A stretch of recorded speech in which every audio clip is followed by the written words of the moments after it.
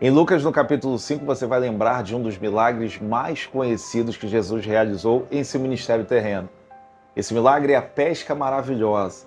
Pedro, seu irmão e mais 2 amigos, após uma noite inteira de uma tentativa frustrada de uma pescaria, eles voltam decepcionados porque eram pescadores, era algo que eles tinham o hábito de fazer e não tinham conseguido. Eles voltam frustrados com seus barcos vazios para a praia. E lá, Jesus estava pregando para uma multidão e pede o barco de Pedro emprestado para que dentro daquele barco, afastado um pouquinho nas águas, ele pudesse pregar para que toda aquela multidão fosse alcançada. Depois de ter despedido as multidões, ele chega para Pedro e fala para Pedro voltar para o barco e ir novamente para as águas. E aí você vai lembrar daquela frase tão conhecida de Pedro: Senhor, nós passamos uma noite inteira tentando pescar, mas, segundo a tua palavra, nós lançaremos as redes. Você vai lembrar que Pedro, ao voltar para as águas juntamente com seu irmão, a quantidade de peixe era tão grande que eles obtiveram nessa nova pescaria que tiveram que fazer sinal para aquele barco dos outros 2 amigos que estavam encostados.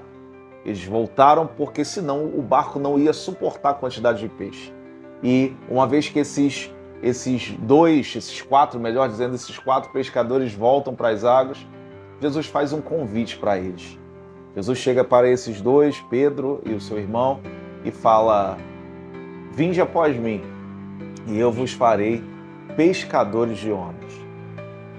Eu confesso a você que me gerou uma pergunta. Eu já ministrei sobre esse texto, já li sobre esse texto inúmeras vezes. E me gerou uma pergunta, algo que eu nunca tinha parado para pensar. Por que Jesus opera esse milagre, tendo em vista que depois ele convidaria aqueles pescadores para o seguir? Por que Jesus faz aquilo, tendo em vista que depois ele tinha um outro destino para esses homens?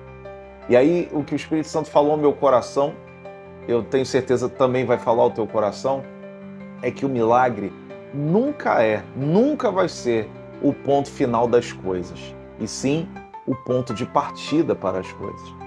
Tudo aquilo que Deus quer fazer na sua vida nunca se encerrará no milagre, se iniciará através de um milagre. O que Jesus quer dizer para nós, o que Deus quer dizer para nós, é que de repente você tem esperado por um milagre e muitas vezes nós oramos: Senhor, se o Senhor fizer isso, não precisa mais nada na minha vida, eu já vou morrer realizado. E aí a gente vai entender que o milagre é o ponto de partida de Deus para aquilo que Ele tem para a sua vida. Então, já ouviu com certeza o texto bíblico que vai dizer: vocês não recebem porque vocês pedem mal. Por que a gente pede mal? A gente pede errado? A gente pede a coisa errada? Às vezes sim. Mas muitas vezes nós pedimos a coisa certa, mas condicionamos a coisa certa de uma forma errada. Nós colocamos o milagre, a transformação de um familiar, um milagre financeiro, como o final das coisas e não o início das coisas. Então eu creio que Deus tem um milagre na sua vida, mas faça essa pergunta para Deus. Não quando Ele vai realizar, e sim para onde esse milagre te levará.